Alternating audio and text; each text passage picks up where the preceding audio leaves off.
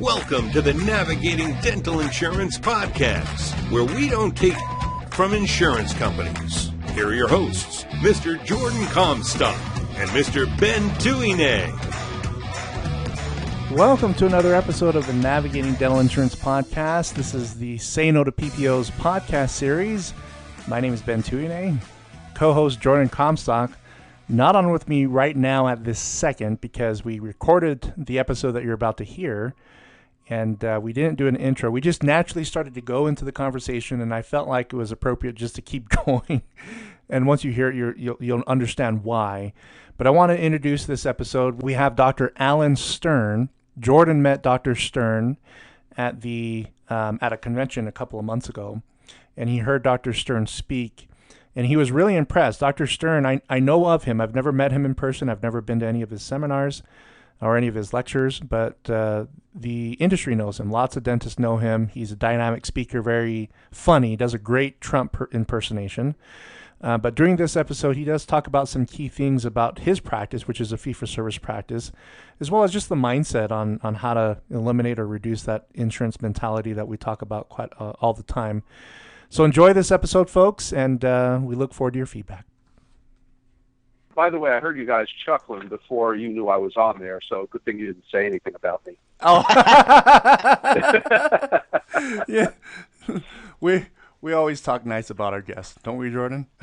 Sometimes. Yeah, I'm sure. Sometimes? Well, cool.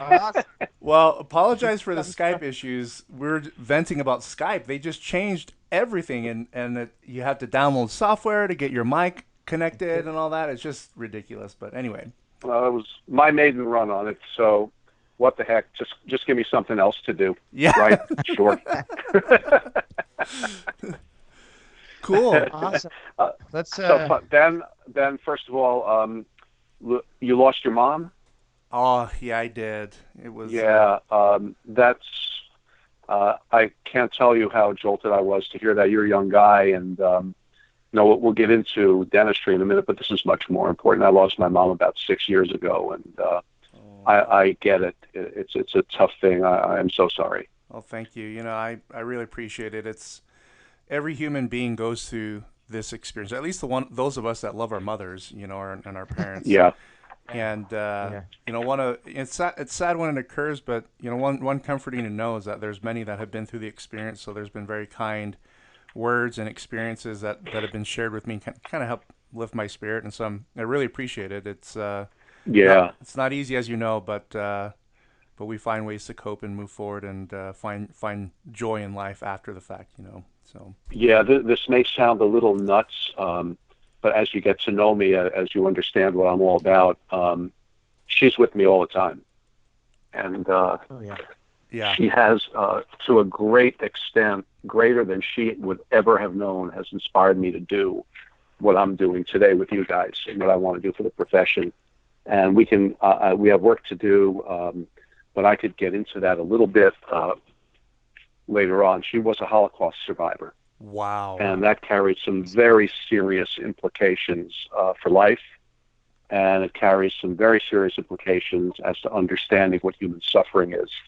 Yeah. And children of Holocaust survivors have a syndrome passed down inadvertently by their parents. And I am very moved to tell you that I have pretty much conquered that beast, but it took me most of my adult life to do it.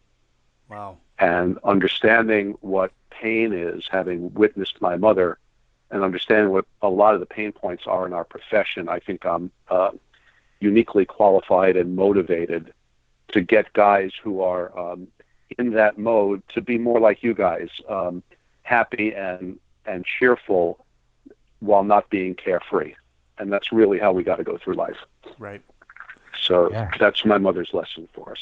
Isn't that amazing? Yeah. I mean, quick story. I was actually speaking at the Pacific Northwest Dental Conference, and halfway through, they gave me 6 hours, if you can believe that. So holy smokes! Halfway through, holy smokes, dude! So we did 3 hours in the morning, a 2-hour break for lunch, and then the afternoon session. I started that, and I was inspired to do this military tribute because I know they're a great story in terms of the presentation that I was giving behind the Battle of Baltimore. The writing of the nation's anthem. Talking about bullies and how we can overcome them. And I played all these nice video clips, of military dads and moms surprising their children, things that you see on the news. And so that was a very powerful part. And then I played an Arlington Cemetery tribute. And it was just so powerful and emotional. And I rehearsed this, and I watched these videos at least a dozen times. And so I got the emotions kind of taken care of. So I thought. But I got so emotional on the stage, and I didn't know why. I was like, why am I so emotional? Well, later that evening, I found out that my mom passed away, and when they told me the time that she passed away, it was that very moment while I was on the stage giving that military tribute. Wow, man. Holy smokes. And that was, and I didn't really make the connection. It's like, that is why I felt emotional, because I had that connection with my mom, and part of me was mourning.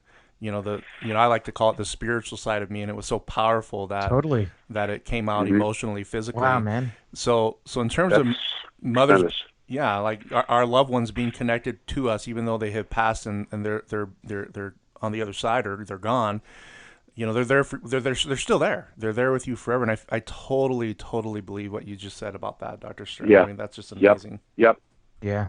Yep. Likewise. And very cool story. It's important. Yeah, my whole thing is to parlay some of this very difficult experience into a lesson that will serve everybody for a long time. Yeah, that's amazing. Good. That makes your life and mission powerful. The why behind it, which I talk about quite a bit. Is, the why behind why we do things. I mean, you remember who was it? It was Buster Douglas. Was it Buster Douglas? Who got knocked down by Mike Tyson and was saved by the bell? Oh, the second round. Yeah. His mother passed away 2 days before that fight, and his mom told him, her dying words was, "You're going to be the world champ." So Buster Douglas gets knocked down in the second round. Bell rings before the guy can call 10 and say, okay, this is a knockout. So he was saved by the bell. Well, a few rounds later, Buster Douglas knocks out Mike Tyson and wins the world championship, and the heavyweight title. And when he was asked in the end, he said, the thing that kept ringing in my ear was my mom, who passed away 2 days ago, said you were going to be the world champion. And I dug really deep into that belief.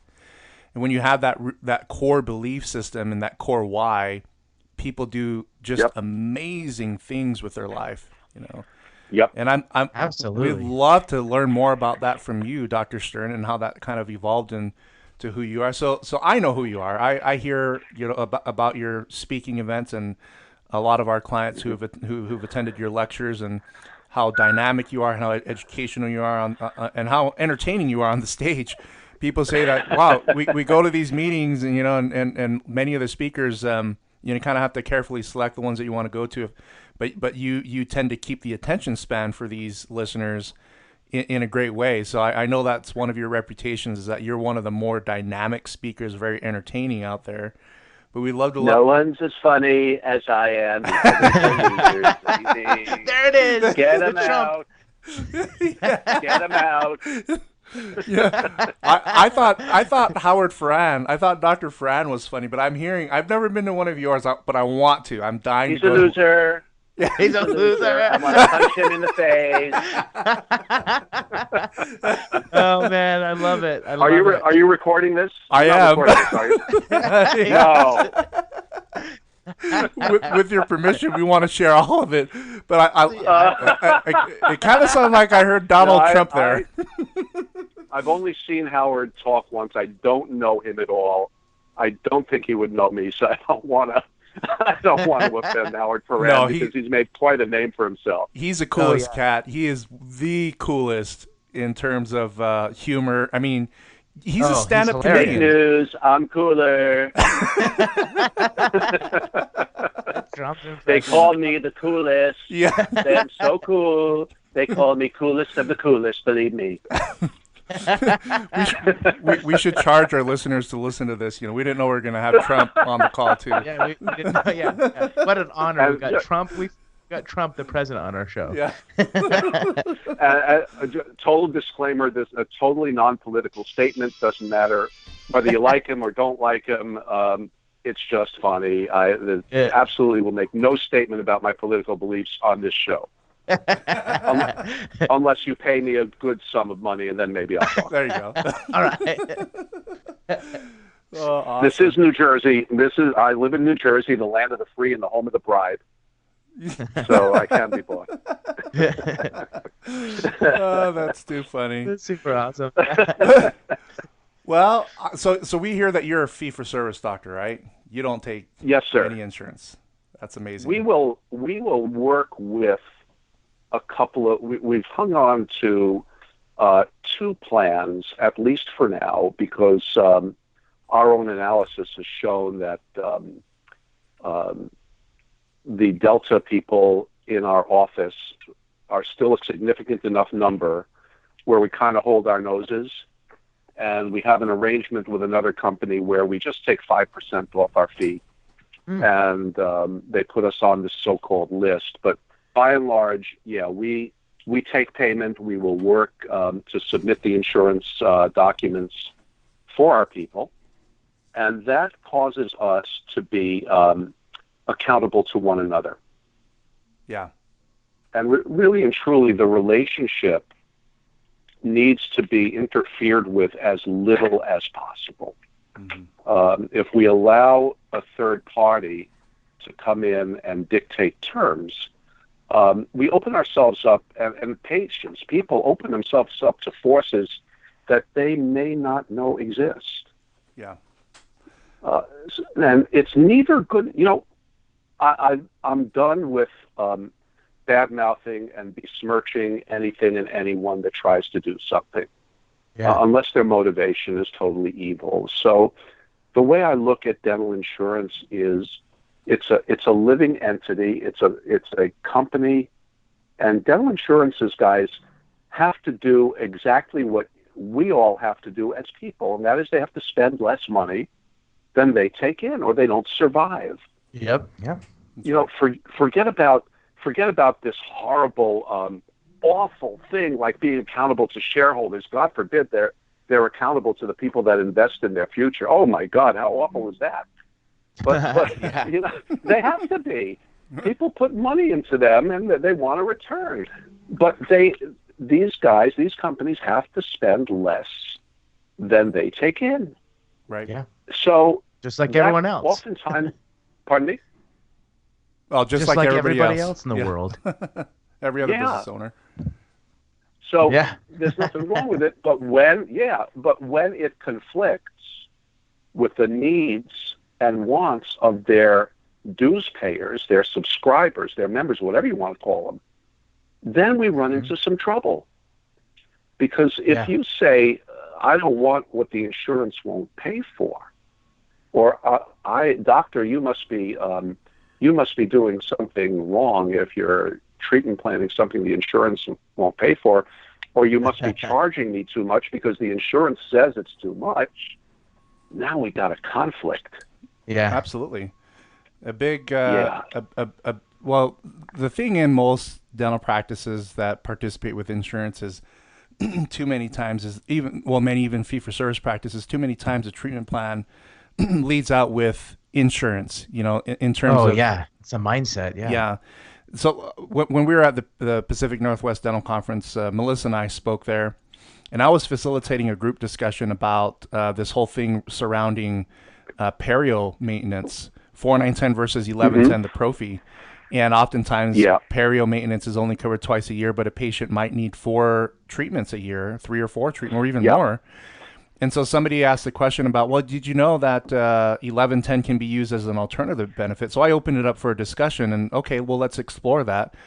And we spent a good 20 minutes just debating, people going back and forth. Well, this is how we get it. This is how we get 4 cleanings covered a year, 2 our perio maintenance, 2 our pro fee. And then Melissa said, what I'm hearing is that you're spending way too much time teaching the patient how important their insurance is and how not important their treatment is, in terms of trying to get things covered before you do any type of treatment. And she's like, I think you guys need to stop doing that. You guys need a treatment plan with the patient's health in mind first. And you can fight these policy statements on coverage, but you're going to be spinning your wheels trying to get patients out of that insurance mentality now you've trained them to believe in. And I thought that was a powerful statement, and it sounds like to me that that's kind of one of your well, I don't want to speak for you, but maybe a core philosophy that you have. Everybody else does. Go right ahead. well, since you're such a good Trump personator, you're right. The internet speaks for you. Yeah. Fake news, guys. Fake news. But here's the serious point, and we got to get past a couple things. Number one, as dentists, 90% of what we do is 100% elective. Think about it. God forbid, if you have a crushing pain on the left side of your chest, running down your arm, your skin is turning blue and you're having difficulty breathing, we're not talking about insurance benefits, treatment plannings, or alternatives. Yeah. You better lie there and hope that the EMT or the doctor treating you knows what they're doing. That's not elective. Absolutely. But well-being is absolutely elective. How many people do we know who have red bleeding gums, missing teeth, ugly smiles, disfigured teeth? How many of them are running around relatively happy and oblivious to this, not really caring? I know people like that, and I'm sure you do, and I'm sure our listeners do. So I think the way we address this is we've got to get that person sitting in our chair on board with us, and more importantly, we got to get on board with them. So the first thing I'll ask a person is, if I had a magic wand to wave over your mouth, what would happen? And I tell them, put money, put everything else aside. What is on your wish list? And we start from there. We start from where that person is, and we let them project out into the future. And then we go ahead and talk to them about the importance of health. And we gently and slowly, and sometimes over a period of appointments, talk to them about how critical it is to their well-being that those gums don't bleed, and that tooth loss and heart disease are implicated, and that bleeding gums and everything from stroke to heart attack to Alzheimer's to probably some cancers are related. And we try to do that as we establish credibility. I don't think we can expect anybody to write a check of significant amount to us unless there's connectedness established, unless there's trust and even a bit of fraternity, if I could use that word, established. A car salesman is adept at doing that in a short period of time. And even then, people walk away from a car purchase with some buyer's remorse. Here, we're looking at long-term, nurturing relationships, trying to carry people forward. And in order to do that, sometimes that takes time. And sometimes it takes sweat. And sometimes it takes really knowing who you are, Doc, from your heart, and having a good philosophy and transmitting it to that patient in your actions and your words and your verbiage. Do I make sense? Yeah, I absolutely love that. One of the things that came to mind is you hear all the time about how corporate dental groups will cut down the time that you spend giving a case presentation to a patient. Like one of the groups that I'm aware of, on the perio side, the perio consults were reduced from 1 hour to 30 minutes and now down to 20 minutes.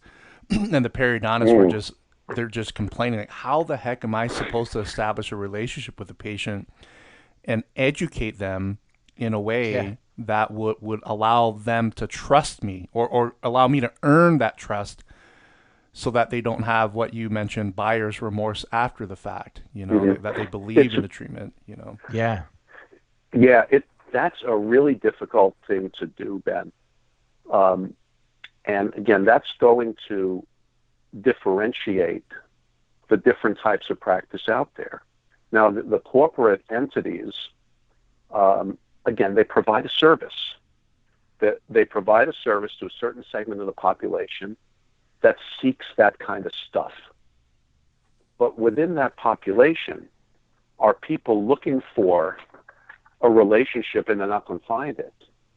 And that's where there is opportunity for relationship-based individuals to carry on a practice that's special.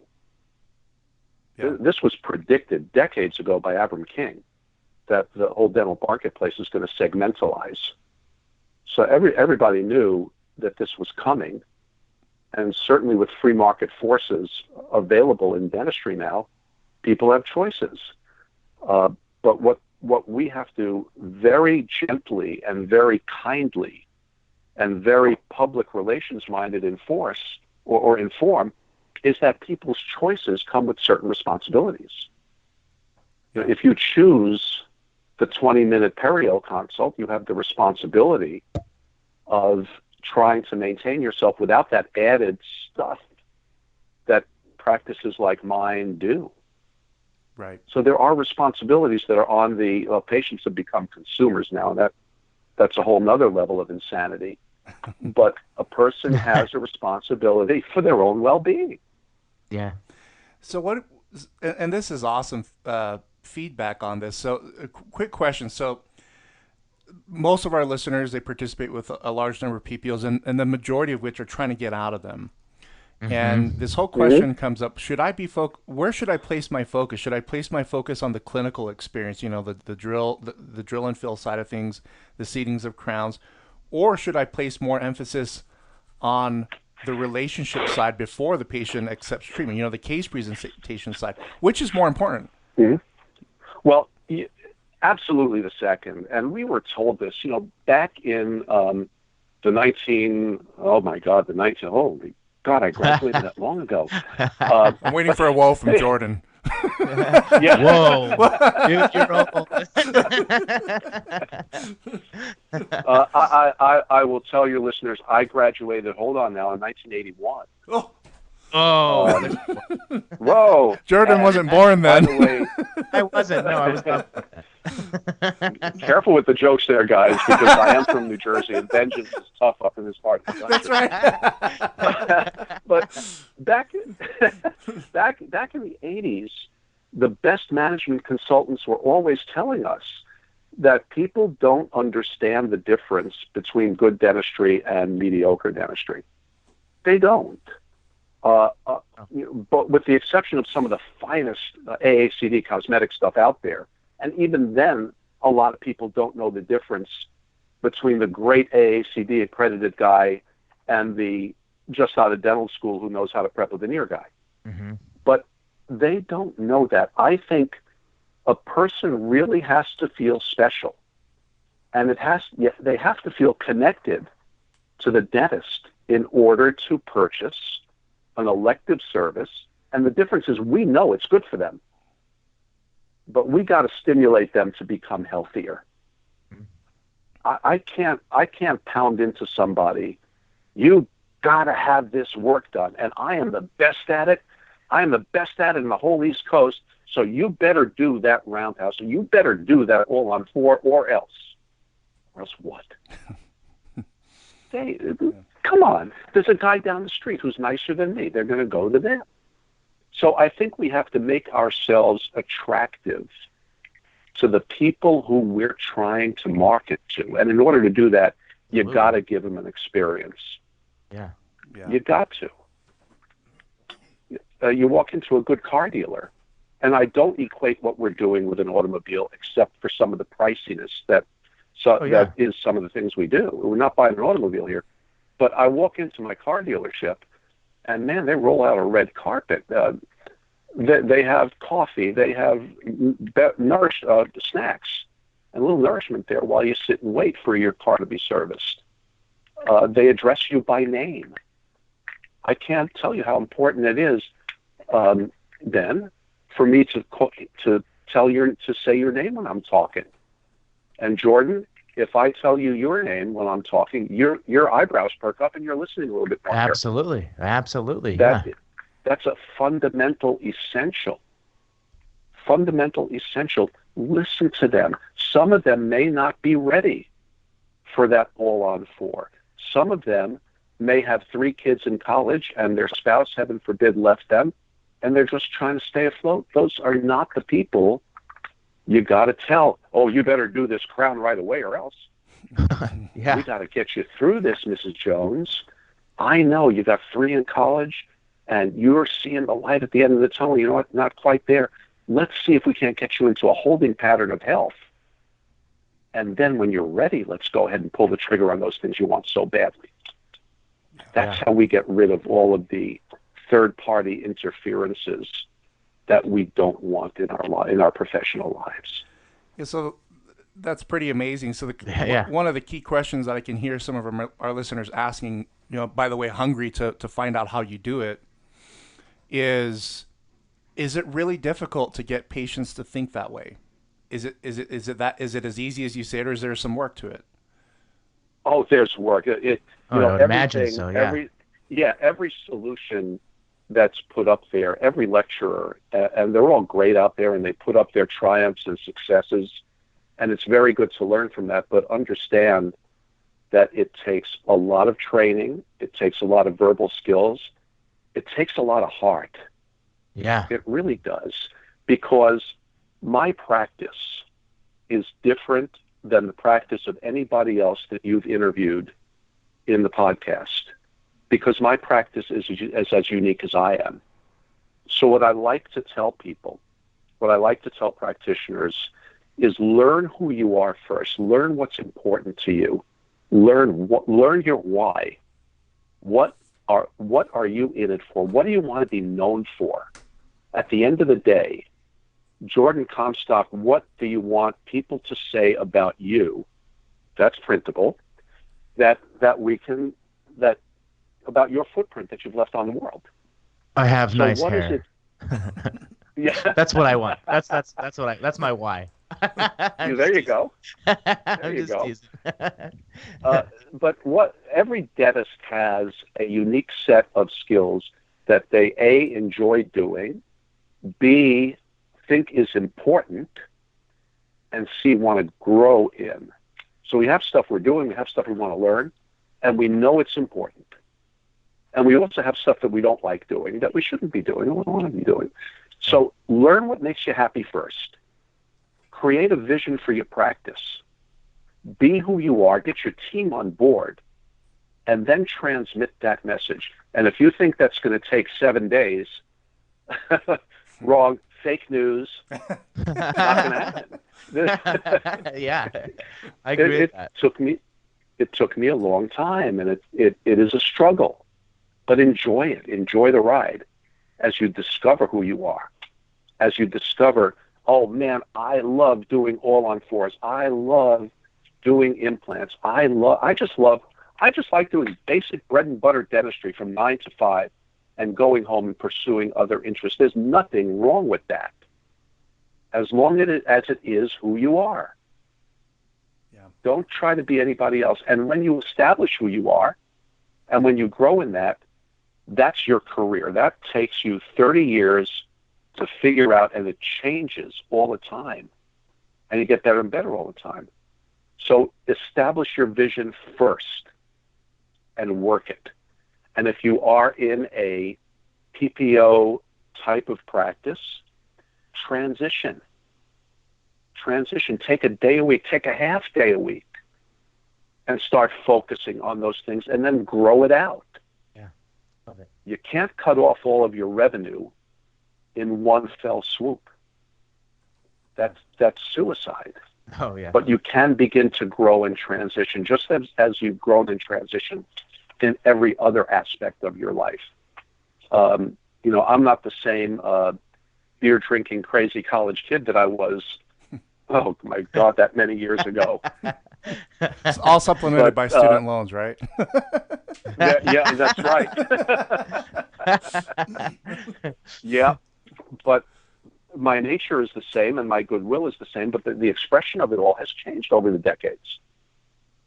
And that is a wonderful thing. I wasn't a lousy dentist 37 years. Oh my God, when I started, I'm just better today than I was yesterday. And that's what the guys and the ladies we're talking to have to realize. Don't look at a lecturer or a coach or a presenter as this guy who's been this miraculous, all-doing, all-knowing, totally successful from day one practitioner, because there is no such person. But look at your teachers as givers of little bits and pieces that you incorporate in your special way, and lean on your coaches and teachers to show you more how to grow in your own way.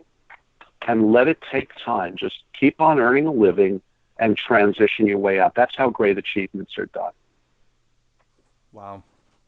Yeah, that's pretty Love amazing. that. Yeah, I like that philosophy, because what you mentioned, for those that are listening, we have a wide range of listeners, those that are fee for service, and then those that are heavy PPO, and then everybody else in between, is that what you're mentioning is something that everybody can apply. You know, the one. Oh, absolutely. I just wrote an article for the Utah Dental Association, and I wrote an article about how to reduce PPO participation, how you do that. And this is the one area that I believe in that is probably one of the more important aspects. Is, you mentioned your why, learning what makes you happy, and working at it. Truly working at it. When it comes to PPO participation, that is one way of endorsing an insurance plan, saying, as a doctor, I agree with what they do. I agree with their dental plan. I support them. So it's in a way, it's a public endorsement. And when you ask most doctors, do you really agree with everything that insurance company does? And most will say, I don't agree with 90% of the things that they do. But they don't realize that in-network participation status is an endorsement to the public. And my mission and goal is to help doctors really, even Jordan, we're on the same page with this. Yeah. Is that PPO participation? That's why we started the show. Yeah, that power has to be reduced. That you have to take that power. They have way too much power to make the decisions that they make. Like in Washington, Primera, a huge insurance plan up in that state, just cut rates by 15%. Delta Dental of Wisconsin just announced a fee cut that will go in effect, I think, here in the next couple of months. And that's another 15 to 20% for most doctors. Yep. And you ask, how can they get away with this? Well, and that's simply because they have the majority of the doctors that are participating with them. They can, they feel that they have an endorsement from you to do what they do, even though, they may or may not know that you don't like their decisions, but it doesn't matter. That's, it is what it is. You're technically endorsing them, right? So correct. So and you know what? Let's balance this off a little bit. There are some guys whose why is to rack it up from 9 to 5 and go home. Yeah. Or 9 to 9 and pursue other interests. And for those guys, that's okay. But for a lot of us, it's becoming sickening. It's literally driving us to getting out of dentistry or wondering why in the world we're doing this. If I could sidetrack for just a second and then get back to the point. Earlier in my career, very early in my career, I realized I was spinning tooth dust, and what in the world was I accomplishing for people? And insurance this, insurance that, and they won't pay for it, so do this. And that whole story, that it was as true 30 years ago as it is today. And I gave serious thought. In fact, I dipped my feet into other ways to make a living because I really couldn't deal with it. I got this title doctor, man. I am a healer. And back in those days, I was all-knowing, too. And we could spend another podcast on the authoritarian model of dentistry versus the relationship model. So they weren't doing what I was telling them to do. And here, I got these 3 letters after my name. And all this other continuing, man, I'm smart. And they're saying, they're telling me, I propose all this treatment, and they're giving me the 4 words. Now, you know how a person tells a dentist to buzz off in 4 words? I'll think about it. I just wanted to tear my hair out. So I looked at Amway. I looked at an employee leasing company. I was looking at all kinds of things. And then I realized that my why is that I am a healer. And when I realized that, I went down to Pankey. I went down and started pursuing some serious continuing ed at tremendous sacrifice in order to fulfill my why. I love so that. For those of our listeners out there, find your why. Center your practice around your happiness. And if you are overwhelmed in the PPO mode at this moment, take a deep breath, relax, and start with a half day a week. After you figure out your vision of what you want to accomplish for each person, create a mission statement on your vision, put that mission statement in front of your face and in front of the face of your team every single day, and say Thursday afternoon from 2 to 5, we are going to practice only with this mission in mind. And then build around that and start to let go. Build relationships with your Class A patients. Build serious, deeply trusting, nurturing relationships with them, and then start to let go gradually. Yeah. Give yourself a lenient timeline. Set a SMART goal. Do you know what SMART goals are? Guys? Yeah. SMART? Specific, measurable, attainable, relevant, and time-bound. Oh, yeah, I've heard that. So, acronym. Set some specific parameters to your goal. I will be PPO-free in 5 years. And I will set this timeline to accomplish it. By Christmas time, I'll have a half day a week of vision mission. By next year, I'll have this, and so on and so forth. And it's critically important to get your team on board. It's critically important to have the types of people working with you who are centered around your mission. Absolutely. I just got through rewriting our mission because we are still evolving. And I got my team in here, and we devoted a couple of team meetings to creating a vision of what we think is good, what we want to accomplish for our people. Then we created a vision of what our practice is going to look like.